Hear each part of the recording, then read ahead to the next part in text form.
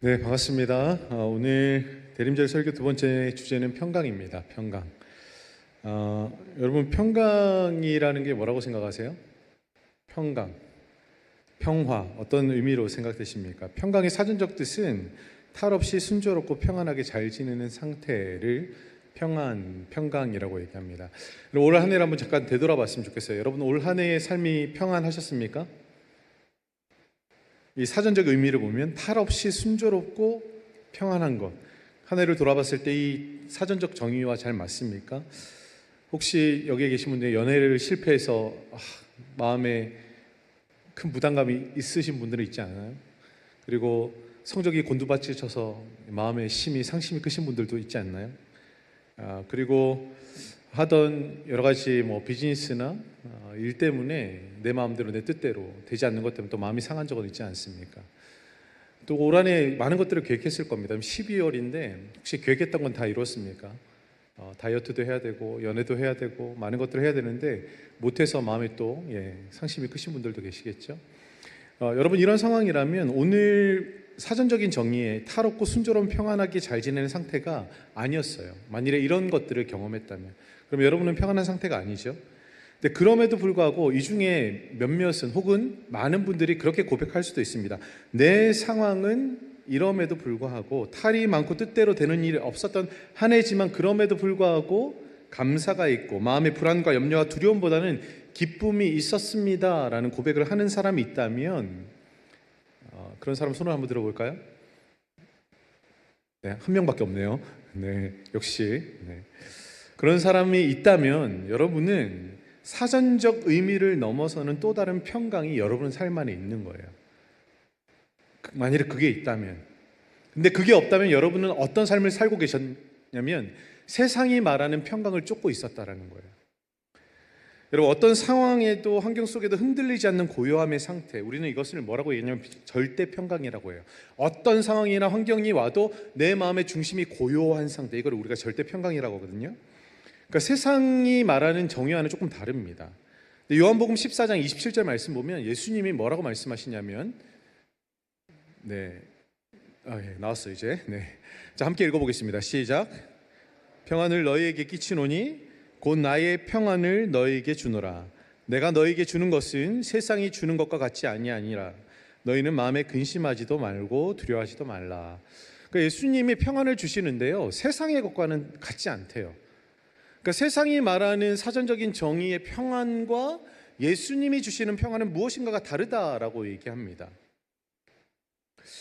여러분, 세상은요, 외적인 문제가 없고 내적으로 갈등이 없는 상태, 이것을 평강이라고 말하지만 예수님 말씀하고 있는 평강은요, 세상의 것과 다릅니다. 그러면 성경이 말하고 있는 예수님이 쫓고 예수님이 말씀하시고 우리에게 주시겠다라고 하는 이 평강은 도대체 어떤 평강인가? 여러분, 흔히 우리가 인사할 때에 유대인들이 어떤 단어를 쓰는지 아시죠? 뭐라고 얘기하죠? 만나면 우리는 안녕하세요 하지만 유대인들 만나면 샬롬이라고 얘기해요. 우리 앞뒤로 한번 해볼까요? 샬롬, 샬롬. 네, 안 하는데 이렇게 저한테 개기시나요 지금? 자, 좌우 뒷분 보고 샬롬, 샬롬. 네, 이게 뭐냐면 평강이에요. 평강입니다. 근데 이 평강에도 의미가 있어요. 이게 한국말로 번역됐을 때는 평화, 평안, 평강이란 말로 번역되는데 실제로 샬롬의 의미는요, 온전함, 그리고 조화, 충만이라는 의미가 있어요. 그래서 이 어원의 의미를 적용해서 우리가 샬롬을 이해한다면 어떤 것이 되냐면 온전함으로부터 주어지는 안정된 상태. 그러니까 어떤 문제나 상황 때문에 평안한 게 아니라 온전함으로 인해서 주어지는 안정된 상태가 바로 평강입니다. 자, 근데 이 성경적 정의, 예수님이 말씀하신 평강이 어떻게 보면 이 세상 안에 살아가기 더 누리기가 힘들어요. 여러분, 오늘 아침에 뉴스를 혹시 보셨나요? 저는 아침에 일어나면 뉴스를 많이 체크하는 편입니다. 뉴스를 체크하는데 늘 열의 9은 어떤 소식이냐면 사건 사고예요. 어디서 지진이나 어디서 불이 나서 많은 사람들이 죽었다더라. 그리고 어디 전쟁이 나서 사람들이 기근과 또 삶의 어려움에 처해서 방황하고 있다더라. 경제적인 어려움 때문에 많은 사람들이 실직하고 많은 사람들이 고난 가운데 있다더라. 그런 뉴스가 대부분을 이룹니다. 열의 아홉은 그런 뉴스예요. 하나 좋은 뉴스는 그거죠. 뭐 레이븐스가 누구를 이겼대더라. 스포츠에 내가 응원하는 팀이 이기면 그 정도가 이제 좋은 뉴스고, 나머지는 거의 좋은 뉴스가 없어요. 그렇죠? 그러면 성경적인 평안은 온전함이라고 얘기했는데, 이 세상을 우리가 살펴보게 되면 온전함이 없는 것 같아요. 그래서 평안을 누리는 게 더 힘들어 보입니다. 근데 그럼에도 불구하고 예수님이 뭐라고 하냐면, 이런 온전하지 않은 세상에서 내가 세상에서 주는 것과 같은 평안이 아니라 이 세상과는 다른 평안을 내가 너희에게 주러 왔다라고 말씀하시고 있는 거예요. 그럼 예수님이 정말 이 불안한 세상 가운데 어떤 평안을 우리에게 주시기를 원하시는 것인가? 여러분, 예수님이 우리 삶 안에 진정한 평안을 주십니다. 우리는 불안정한 세상에 살고 있기 때문에 여기 뭐 자녀 가지신 분이 계시니 모르겠지만, 자녀의 문제, 경제적인 문제, 관계의 문제, 건강의 문제, 여러 가지 사회적 문제로 인해서 평강이 아닌 두려움과 염려와 근심으로 사실은 스트레스를 받으면서 살아가요. 하지만 예수님은 이런 불완전한 세상을 온전케 회복시키시고 우리에게 참된 평안을 주시기 위해서 이 땅에 오셨다라고 얘기합니다. 오늘 우리가 읽었던 본문인 이사야서 이 9장의 말씀도 사실은 이 시대에 쓰여진 그 시대적인 상황을 보게 되면, 북이스라엘이 아수르에 의해서 위협받고 남유다 역사, 정치적인 혼란, 우상 숭배가 만연했던 시대입니다. 정치적으로, 사회적으로, 종교적으로 모든 것이 불안정한 시대였어요. 그 시대를 살아가는 사람들이 평강을 얻고 누리기는 정말 힘든 환경이었습니다. 오늘날로 얘기하면 어떻게 표현할 수 있겠냐면, 어느 때보다 사회 전반에 거쳐서 스트레스가 극심한 상황이었습니다. 여러분, 스트레스는 만병의 근원이죠. 스트레스가 있으면 어떻게 돼요? 평안을 누리지 못해요. 그때 하나님이 이사야를 통해서 이 땅에 태어날 한 아기에 대해서 예언하시면서 6절의 말씀에 이렇게 말씀하시죠. 6절 한번 읽어보겠습니다. 시작.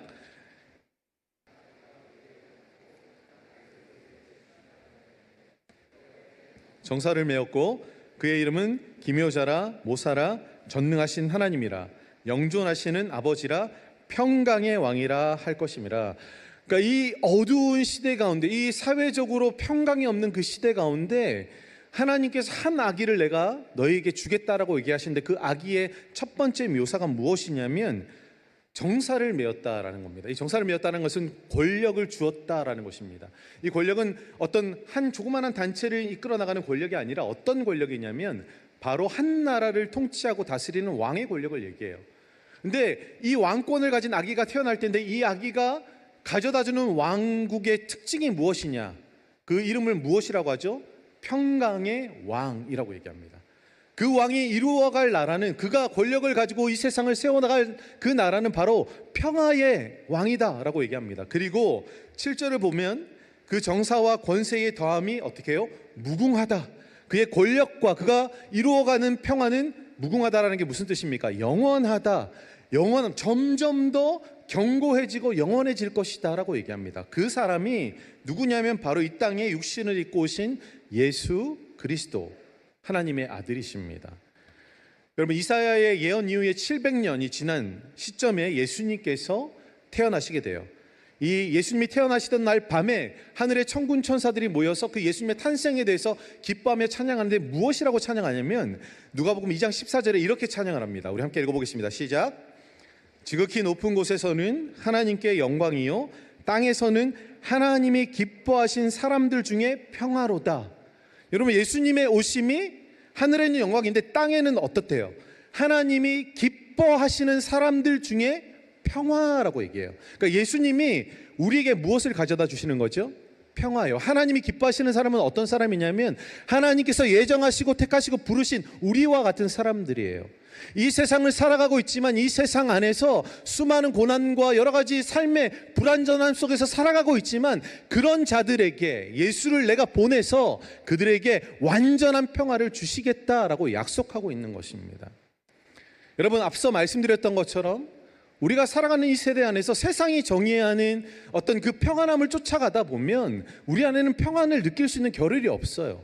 왜냐하면 이 세상은 불안전하거든요. 그런데 우리의 불안전함을 온전함으로 채우시는 그 예수님을 우리 삶의 중심에 모시고 있다면, 예수님이 우리의 삶을 어떻게 하시겠다고요?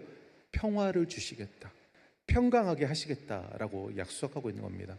여러분 마음 안에 여전히 두렵고 세상에 있는 수많은 일들, 어떤 상황과 환경 가운데 흔들리는 마음들이 있다면 여러분의 중심에 누가 있는지를 봐야 돼요. 정말 내가 견고하게 주님 안에 서 있는가? 아니면 이 세상에 어떤 일에 누구에 의해서 일이 일비하면서 살아가고 있지는 않는가? 내 삶의 중심에 누가 있는지를 돌아보아야 합니다. 여러분, 절대 평강은요, 문제의 부재가 아니라 임마누엘 하시는 예수님의 임재의 결과인 것입니다. 여러분, 그렇다면 예수님이 말씀하신 이 세상에서 알 수도 없고 줄 수도 없는 하나님이 예수님을 통해서 우리에게 주신 평화는 무엇인가? 오늘 성경 전반에서 얘기하고 있는 평화가 무엇인지 두 가지 정도 여러분 나누도록 하겠습니다. 첫 번째, 하나님께서 예수님을 통해서 이루신 평화는요, 하나님 자신과의 평화를, 우리와 하나님과 자신과의 평화를 예수님을 통해서 이루어 주셨어요. 이걸 우리가 좀 더 신학적인 구조적으로 얘기하면 수직적 화해를 통한 평안이라고 얘기할 수 있겠습니다. 로마서 5장 10절 이렇게 기록하고 있는데 함께 읽겠습니다. 시작.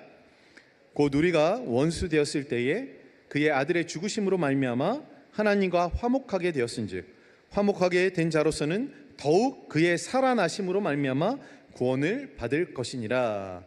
여러분, 예수님께서 뭐라고 말씀하세요? 화평을 이루셨어요. 누구와? 하나님과 우리와의 화평을 이루셨습니다. 화목하게 하셨습니다. 여러분, 우리가 샬롬의 정의가 뭐라고 얘기했죠? 샬롬의 정의가 온전함이라고 말씀드렸어요. 여러분, 하나님께서 인간을 만드실 때뿐만 아니라 모든 우주 만물을 창조하시고 난 다음에 일곱째 날에 이 창조하신 것들을 보시면서 뭐라고 말씀하셨죠? 창조의 완성을 보시고 심히 좋았더라, 아주 좋다 얘기했어요. 그 심히 좋았다라는 말이 뭐냐면 완전했다. 하나님 보시기에 모든 질서가 완벽하고 조화롭고 평화로운 상태였다라는 걸 나타내는 말이에요. 그런데 이렇게 조화롭고 완전했던 상태가 깨어지는, 평화로운 상태가 깨어지는 사건이 있습니다. 언제입니까? 바로 창세기 3장에 인간이 타락한 이후의 모습이에요. 하나님께서 동산 중앙에 두 나무가 있는데 생명나무는 먹어도 되지만 선악을 알게 하는 나무는 먹지 말라고 분명히 말씀하셨어요. 근데 그들이 선악을 알게 하는 나무를 뱀의 유혹을 통해서 먹게 됩니다. 그리고 그들이 하나님으로부터 숨게 돼요. 하나님이 찾으실 때 그들이 숨습니다. 창세기 3장 8절 보면 그들이 그날 바람이 불 때에 동산에 거니시는 여호와 하나님의 소리를 듣고 아담과 그의 아내가 여호와 하나님의 낯을 피하여 동산나무 사이에 숨은지라라고 말씀합니다.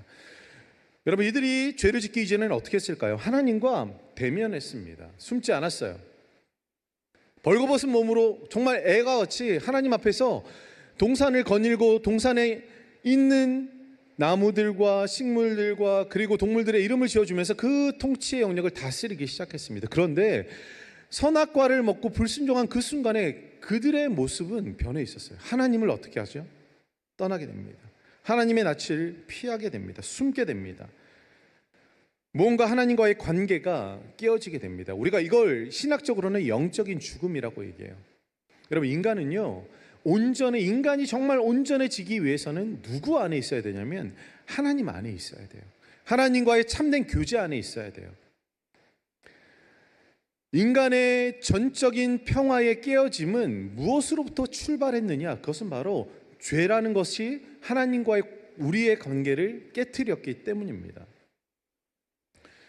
로마서는 이런 하나님과 인간의 깨어진 관계를 어떻게 표현하고 있죠?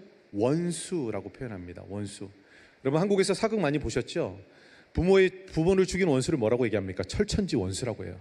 그렇죠? 그러면 내 인생을 망가뜨려 놓은 인간도 뭐라고 합니까? 원수입니다. 여러분의 원수를 한번 떠올려 보세요. 어떤 인간이 생각나는지. 네, 그 인간입니다, 바로. 네, 그 인간이 원수예요.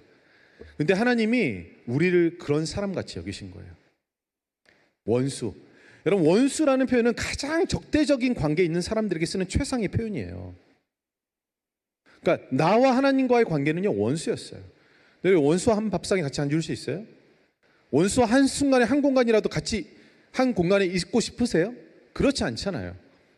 그런데 그런 원수된 우리를 위해서, 우리를 온전케 하시기 위해서 하나님이 무엇을 하셨냐면 예수님을 이 땅 가운데 보내신 거예요. 우리 안에 있는 죄의 문제를 걷어내고 다시 한 번 더 우리의 삶을 회복시켜서 하나님의 온전한 관계 가운데 나올 수 있도록, 그 말은 우리와 다시 화목하고 화평의 관계로 나올 수 있도록 우리를 불러주셨다라는 겁니다. 여러분 이해가 되세요? 그래서 예수님이 이 땅에 오심은요, 우리를 온전케 하심으로 하나님과 화목하게 하시기 위한 오심이었습니다. 로마서 5장 1절은 이렇게 말씀합니다. 우리 함께 읽어보겠습니다. 시작. 그러므로 우리가 믿음으로 의롭다 하심을 받았으니 우리 주 예수 그리스도로 말미암아 하나님과 화평을 누리자. 여러분 우리가 예수님으로 말미암아 구원을 받았어요. 그러면 우리가 해야 될 게 무엇이라고 얘기하죠? 하나님과 화평을 누리는 거예요. 어떻게 하나님과 화평을 누릴 수 있을까? 어렵지 않아요. 여러분 하나님을 여러분 삶의 중심 가운데 모셔드리고 살아가면 돼요. 그렇게 살아가는 사람은 세상의 환경과 세상의 변화에 따라서 내 마음이 기쁘기도 하고 즐겁기도 하고 하는 게 아니라 그 하나님이 내 삶의 중심 가운데 계시기 때문에 그 하나님과의 온전한 화해를 날마다 누리기 때문에 세상이 어떻게 되든 이렇게 되든 저렇게 되든 상관없이 내 마음의 중심은 절대 평강을 누릴 수 있는 겁니다. 제가 한 사람의 얘기를 여러분에게 들려드리겠습니다. 뉴욕에서 태어난 호레이시오 스패포드라는 사람이 있습니다. 이 사람은 돈 많은 변호사였어요. 그는 무디 목사의 재정 후원자로 사역을 도왔고요, 지역교회의 집사로서 열심히 일을 하면서 섬기는 사람이었습니다. 그런데 1871년에 시카고에 대화재가 발생하게 돼요. 그가 투자했던 모든 재산이 한순간에 잿더미가 되고 말았습니다. 근데 이 일이 있기 1년 전에 자신의 4살 된 아들이 열병으로 죽게 됩니다. 그러니까 사랑하는 아들이 죽고 자기가 가졌던 재산의 대부분이 어떻게 돼요? 네, 화재로 잃어버린 겁니다. 인생이 허무해지고 절망감이 찾아왔습니다. 그러니까 이걸 너무 이제 충격이 크니까 사실 마음 안에 깊은 이렇게 우울증과 같은 것이 찾아왔어요. 그러면서 의사가 그에게 권면하기를 이 심신을 안정시키기 위해서 여행을 떠나는 것이, 잠시 이 자리를 피해서 여행을 떠나는 것이 좋겠다라고 권면을 하게 됩니다. 그가 마침 무디 목사가 영국에서 부흥 집회를 한다는 얘기를 듣고 그럼 우리 가족들과 함께 영국에 가서 부흥 집회도 하고 이 자리를 떠나서 좀 하나님의 은혜로 마음을 치유하고 회복하고 돌아와야 되겠다 결정하게 돼요. 그래서 배를 타고 유럽으로 가는데 그 떠나는 당일날 개인적인 비즈니스에 큰 문제가 생기게 돼요. 그래서 스탠포드는 가지 못하고 그의 아내와 4명의 딸을 먼저 배로 보내고 후에 가기로 약속합니다. 근데 그 가족들이 탔던 배가 큰 어려움을 겪게 됩니다.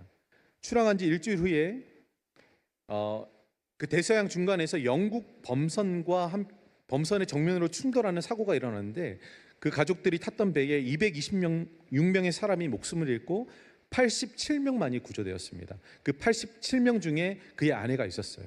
그런데 그 아이 4명은 없었어요. 아이가 11살, 9살, 5살, 2살 난 딸들이었습니다. 제가 딸 4명 가진 아빠잖아요. 제가 이걸 보면서 저도 너무 힘들더라고요. 감정이 이입되면서 내가 만일에 이런 일을 당하면 내가 견딜 수 있을까? 이 고통 속에서 내가 어떻게 헤어날 수 있을까? 그러니까 4명의 딸을 한꺼번에 잃은 겁니다. 그런 소식을 듣고 절망 가운데서 아내를 만나기 위해서 영국을 향하는 배에 몸을 싣게 됩니다. 그가 탄 배가 대서양 한가운데 지날 때에 선장이 말해줬어요. 여기서 사고가 일어난 곳이라고. 그 말은 뭐예요? 자신의 딸들이 수장된 곳입니다. 그곳을 지날 때 그가 울부짖으면서 이렇게 고백합니다. 주님, 저는 주님의 일을 가장 귀하게 여겼고 주님을 사랑했습니다. 그런데 왜 이런 고통을 저에게 주십니까? 이제 저는 어떻게 살아야 할지 모르겠습니다. 이런 고백을 하게 돼요. 그 절규가 밤새도록 이어집니다. 그칠 줄 몰랐습니다. 그렇게 시간일로 아침이 되었을 때에 어느 순간 자기도 모르는데 마음 안에 계속해서 평안이라는 단어가 맴돕니다. 그리고 어느 순간 그 마음속에 요동치는 모든 감정이 잠잠해지면서 그가 평생에 한 번도 경험해 보지 못한 깊은 마음의 평강을 얻게 돼요. 그러면서 자기 마음 안에 일어나는 이 평강의 소리를 사실은 펜을 들어서 글을 적기 시작합니다. 여러분, 그게 그때에 적었던 그의 그 글이 바로 찬송가 413장 내 평생에 가는 길이에요. 내 평생에 가는 길. 1절 가사가 어떻게 됩니까? 내 평생에 가는 길 순탄하여 늘 잔잔한 강 같든지 큰 풍파로 무섭고 어렵든지 나의 영혼은 늘 평하다. 내 영혼 평안해. 내 영혼 평안해. 그럼 이 고백이 언제 나왔다고요? 자기의 4명의 딸이 수장되어 있는 그곳을 지나갈 때, 인생의 가장 어두운 때, 가장 절망스럽고 고통스러운 때에 그가 이 평안의 노래를 하나님 앞에 고백으로 드렸습니다.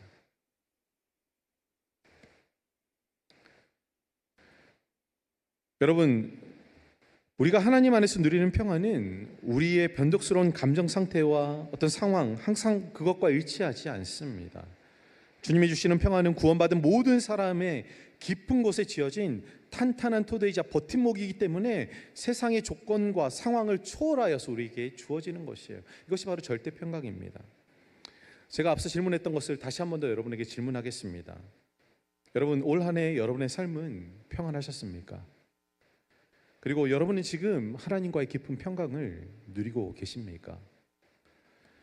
여러분, 우리가 누려야 하는 평강은요, 세상이 말하는 탈 없이 순조롭게 모든 것이 잘 되어서 누리는 것이 아닙니다.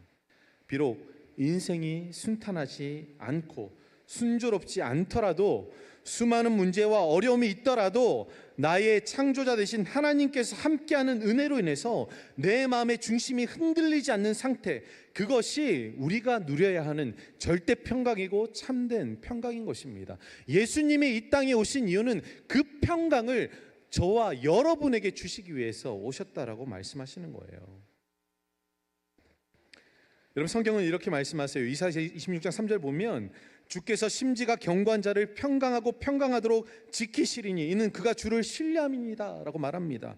하나님은 심지가 견고한 자, 곧 마음 중심을 하나님께 두고 하나님을 신뢰하는 사람에게 평강하고 평강하도록 지키시는 분이라고 약속하고 있습니다.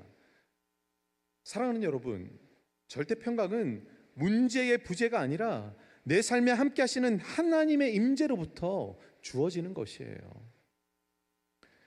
혹 올 한 해 삶을 되돌아보면서 여전히 여러 가지 문제와 어려움 가운데서 평강이 아닌 두려움과 낙심, 염려와 근심 가운데 계신 분들이 이 자리에 있다면, 다시금 평강의 왕이신 예수님을 바라보고 우리 마음의 중심을 하나님께 두어서 평강으로 이르게 하시는 하나님의 크신 은혜를 누리는 저와 여러분이 될 수 있기를 주님의 이름으로 축원드립니다.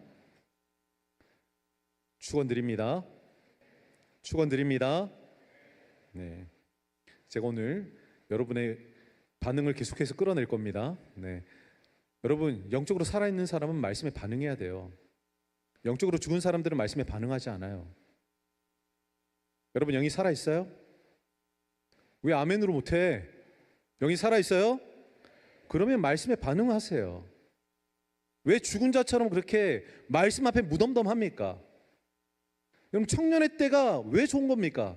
열정을 다해서 그 말씀의 뜻을 받아들이고 그 안에서 내 삶을 녹여낼 수 있는 게 그 청년 아니에요? 저 여러분을 볼 때마다 안타까워요.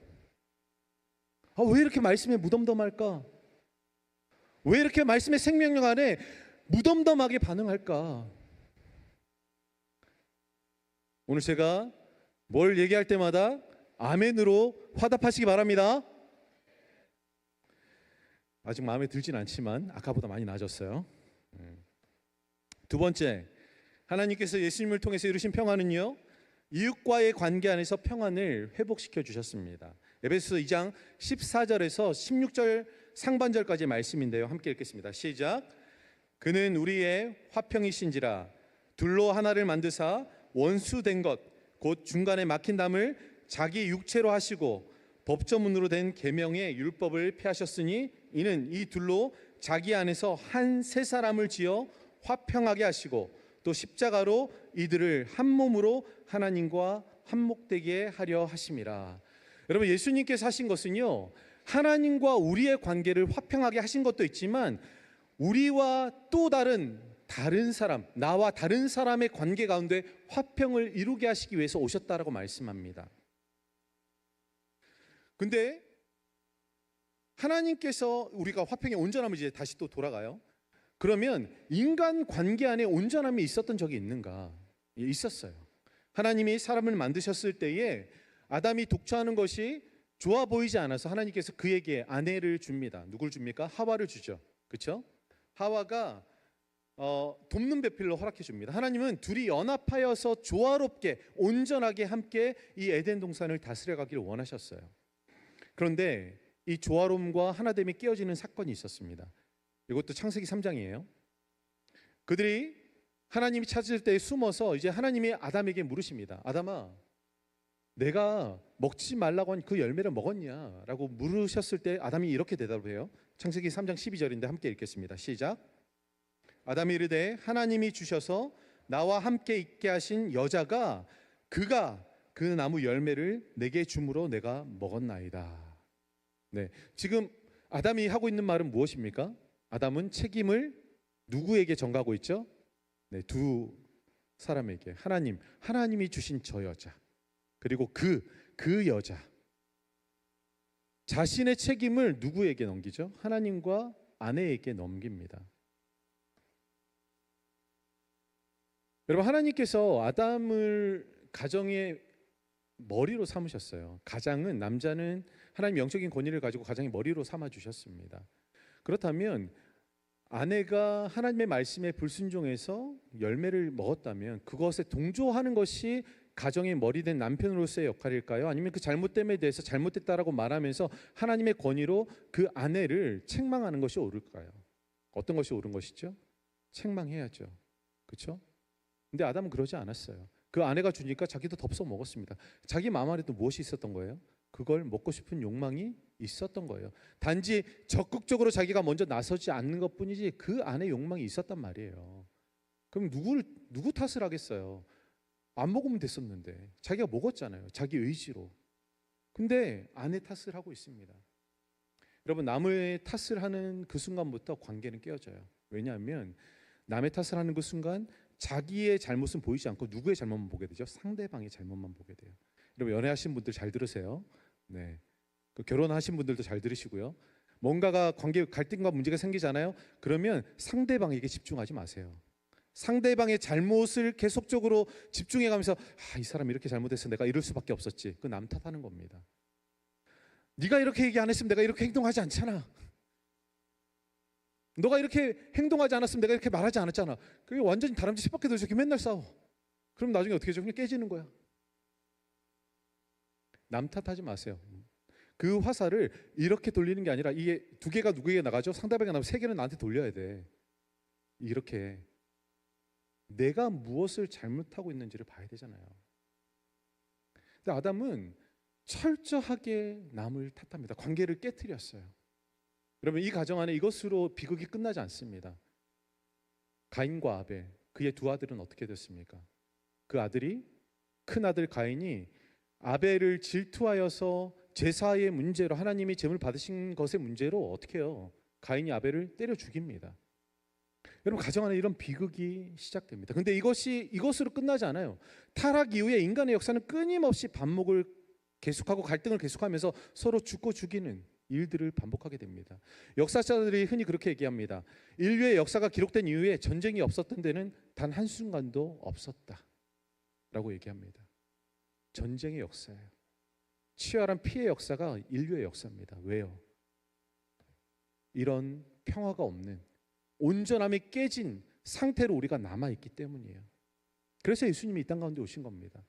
단지 우리가 하나님과의 관계를 회복시켜 주실 뿐만 아니라 이렇게 깨어진 인간의 관계 가운데 화목제물이 되어 주셔서 나와 다르니 원수되었던 누군가를 용납하고 용서할 수 있는 근거를 마련해 주시기 위해서 예수님이 오셨던 거예요.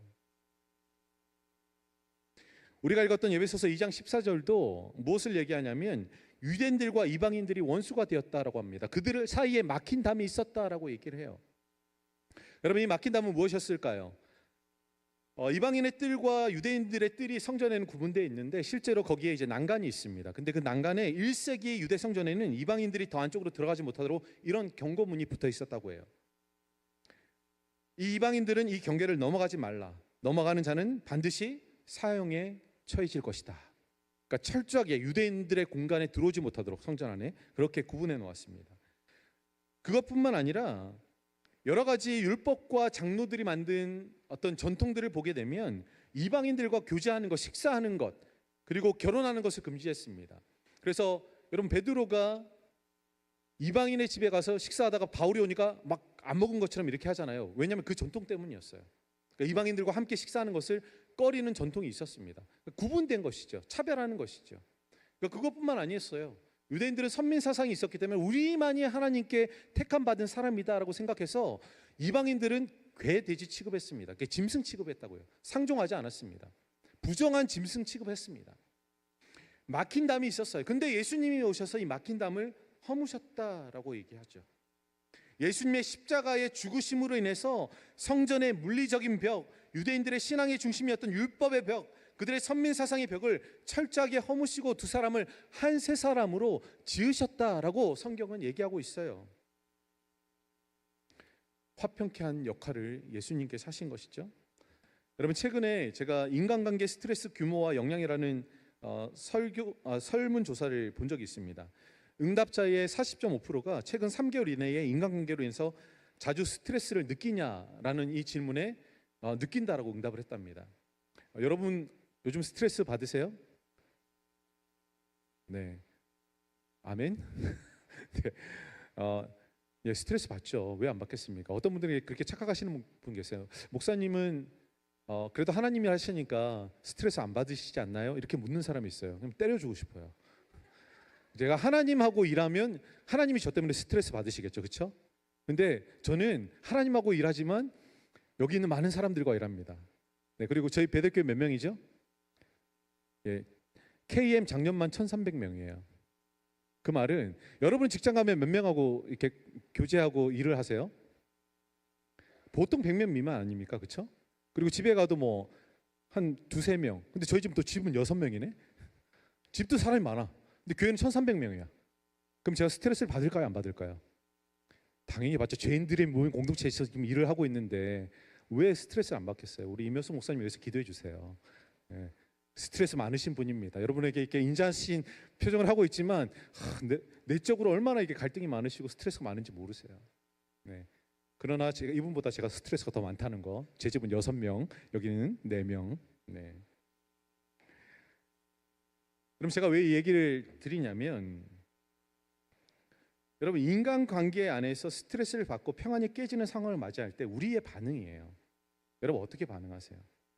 나와 관계에 있어서 갈등이 있고 스트레스를 주는 상대방과의 관계 안에서 여러분 어떻게 반응하십니까? 일반적으로는 많은 분들이 그 갈등 관계 안에서 그 상대방의 문제점을 계속 곱씹습니다. 그리고 상대를 어떻게 해요?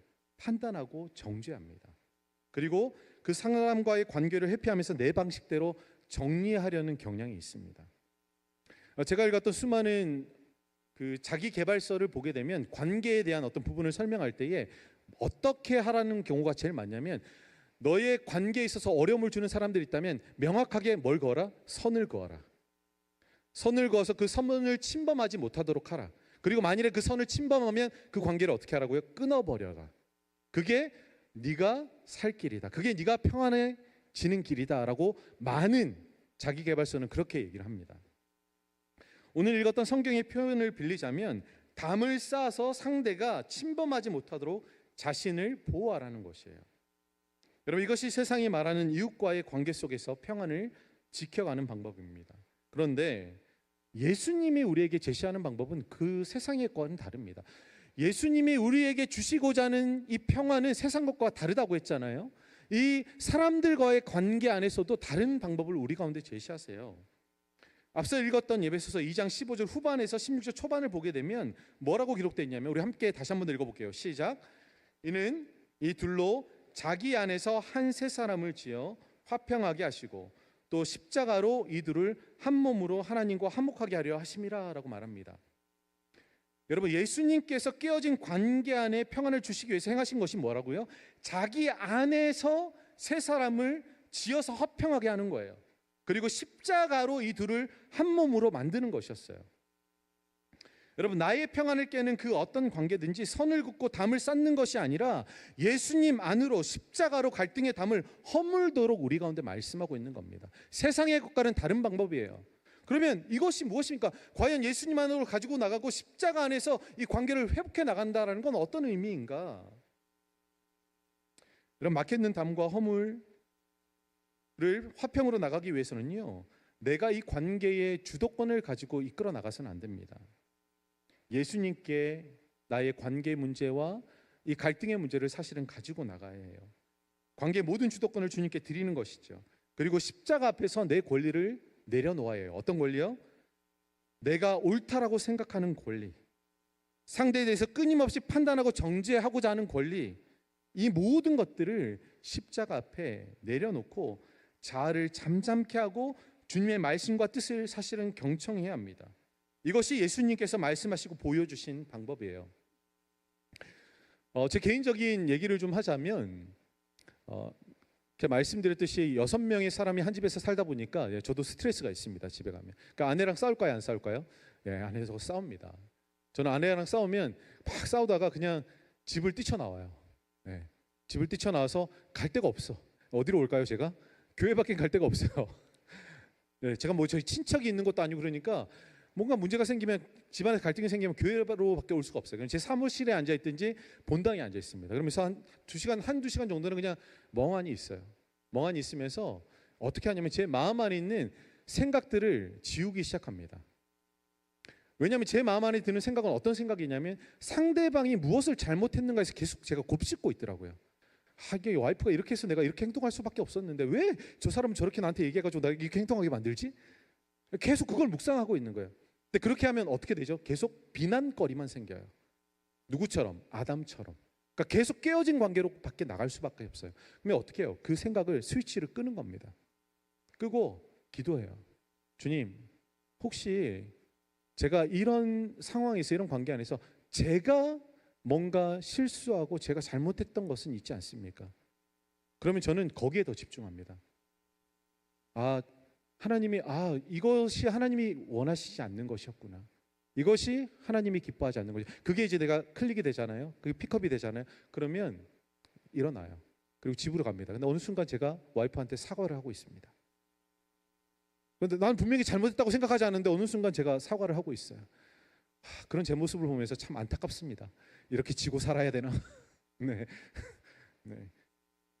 그래도 어쩔 수 없죠. 그게 제가 20년 이상 결혼 생활을 유지해온 비결입니다.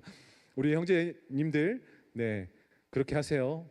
따져서 이기려고 하지 마세요. 저는 굉장히 T 성향이 강하거든요. 저는 굉장히 논리적입니다. 그래서 이 논리로 아내를 압살할 수 있습니다.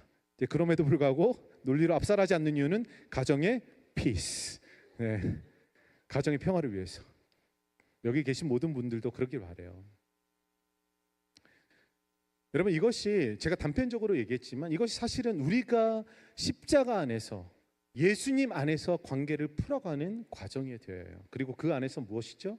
화평을 이루어가는, 사람과 사람과의 관계 안에서 갈등과 화평을 이루어가는 과정들이 되어야 합니다.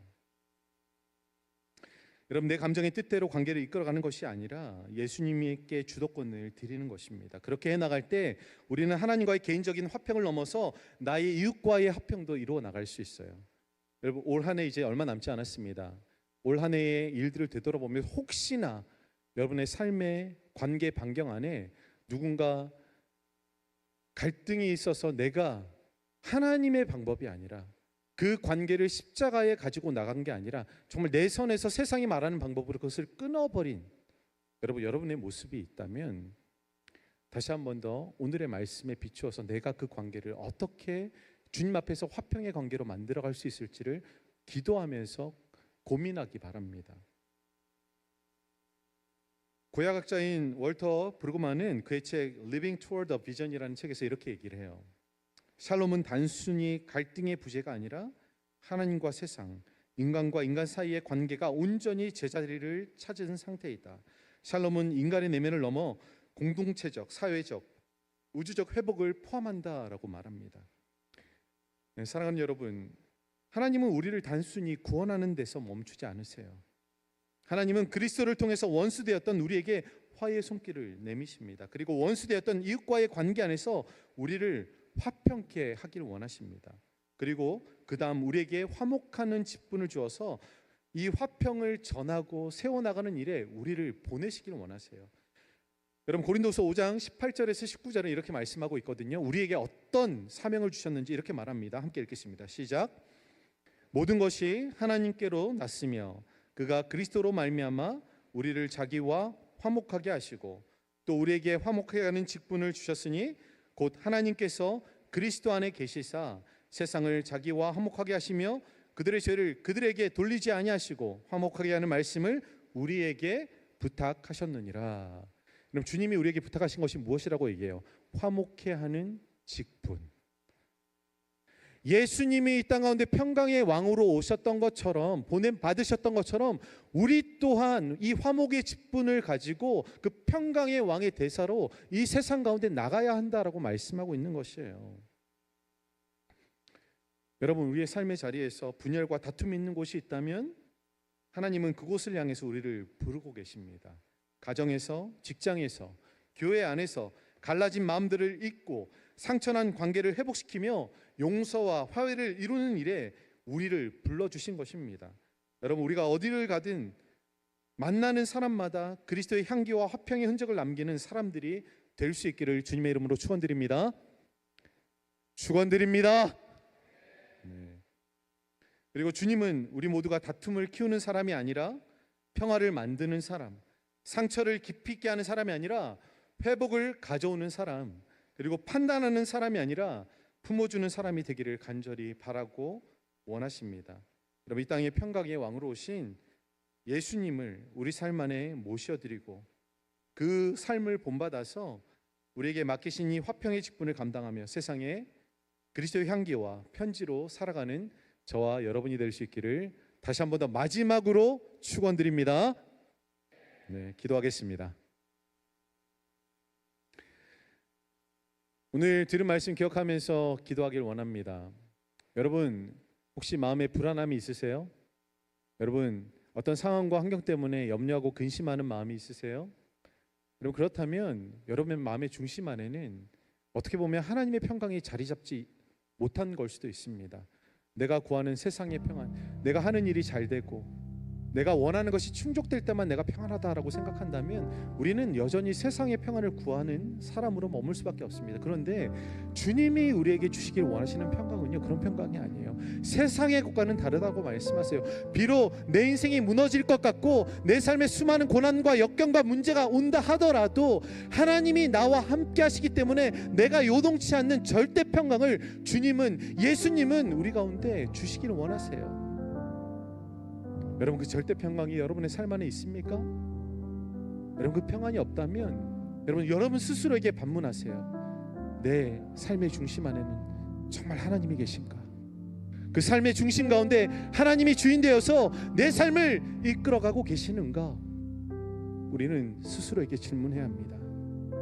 그리고 그 질문에 예스라고 대답할 수 있는 사람은 여러분 상황과 상관없이 절대 평강을 누리는 사람이에요. 그러나 그 질문에 예스라고 대답이 머뭇거려지는 사람이 있다면 여러분 다시 한 번 더 주님 앞에 그렇게 고백하셔야 돼요. 주님, 제 삶에 찾아오셔서 임재하시고 하나님의 임재로 인한 그 평강을 저에게 허락하여 주시옵소서. 상황과 환경이 아니라 내 안에 계신 주님을 더 깊이 바라봄으로 주님 베푸시는 그 깊은 평강을 누릴 수 있도록 주님 제 삶을 인도해 달라고 우리 함께 이 시간 주님 앞에 우리의 마음의 중심을 쏟아놓고 우리 주님 앞에 함께 고백하며 기도로 나가기를 원합니다. 우리 함께 주여 한번